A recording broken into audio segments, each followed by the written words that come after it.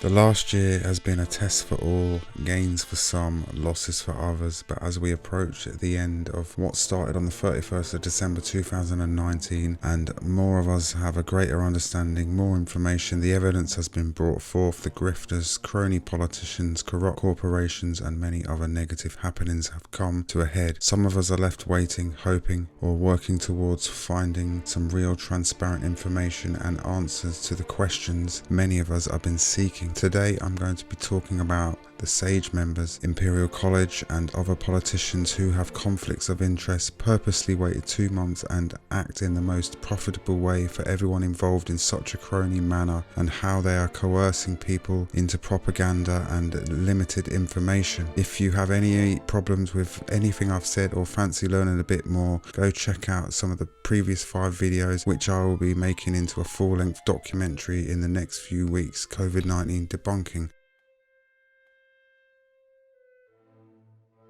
It was the Taiwanese who alerted the WHO on December 31st, 2019 of an unknown pathogen spreading amongst some of their patients. Within 3 days, the Taiwanese then began to lock down their country, impose an international flight ban to anyone not from Taiwan, closed all non-food shops, told people to stay at home for 3 months.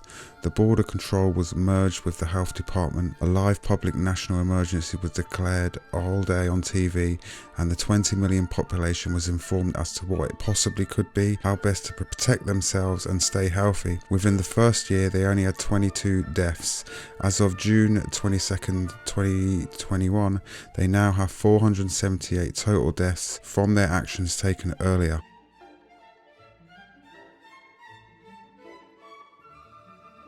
Welcome to the government's department named the SAGE Group of members of the government, Imperial College, Oxford Uni, King's College, Wellcome Trust and the LSHTM, who meet daily with the government's COBRA task force, which implement all policies set under the Pandemic and Coronavirus Act. They meet with ministerial implementation groups who liaise with the Cabinet, COBRA and down the lines to the intelligence services, the devolved governments, police and councils based on scientific advice of the SAGE Group and led by Dr. Ferguson of the Imperial College's predictions models, which he then gave to the UN. The 20 members consist of 2 from the London School of Hygiene and Tropical Medicine, 2 from the King's College, 2 from the University of Oxford, 2 from the Wellcome Trust, 2 from the Imperial College and 10 from the government, and then there's a few cross parties. In many cases, the UK's government's lack of financial transparency in cohabiting COVID-19 has resulted in negative headlines. In April, the government announced that it was placing Valence in charge of a new vaccine task force to expedite research to produce a coronavirus. Among the named members were the AstraZeneca, the Wellcome Trust and the John Bell of Oxford University. By July, the UK government had signed a coronavirus deal for an undisclosed sum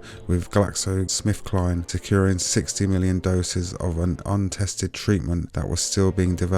In September, media outlets reported that Valence had 600,000 worth of shares in the company. The government responded to say that while the heads of government vaccine task force, Valence has no input in the contractual and commercial intentions on the vaccine procurement, which are taken by ministers following a robust cross-government approvals regime. Days later, the Daily Mail broke another story, this time focused on Bell. On top of his role with the vaccine task force, Bell also headed the National COVID Testing Scientific Advisory Panel and chaired the government's new test approvals group. But the Mail discovered something that the BMJ had reported in 2020, that Bell had substantial financial interests, now amounting to 773,000 worth of shares in pharma company Roche, which had sold the government £13.5 million worth of antibody tests in May. Following the deal, Bell appeared on Channel 4 News and Radio 4's Today, calling the tests a major step forward, yet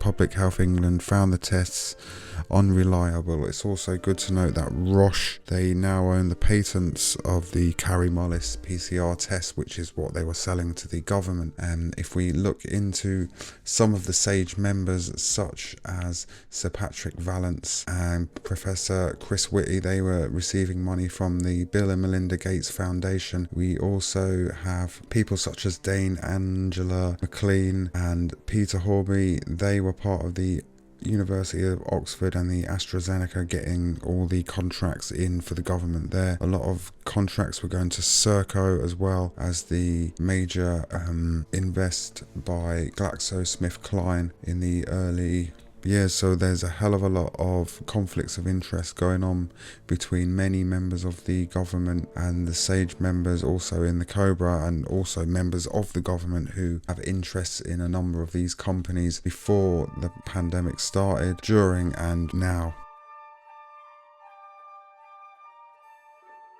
Psychological teams such as the Behavioural Insights team nudge society into certain paths where they can control the opposition and how they like and get them to behave in certain ways on a mass scale. So the government censorship network consists of the Joint Biosecurity Centre, MI6, which is international intelligence, the MI5, which is within the UK, the GCHQ, which gathers intelligence and data on a mass scale and gives it to the government, Crown and Army on a daily basis, and this is all led by National Security Council, set up by the Cabinet Office, which has its own rapid response unit, communications team, the 13th Signals, who share intelligence with Whitehall Media and the behavioural teams. The 77th Brigade, as mentioned before, engage in online warfare and purposely are giving out misinformation and lies to the people as so they can control the honeypots and the sort of controlled opposition. You then have the Five Eyes Echelon system, which gathers international data and intelligence technology.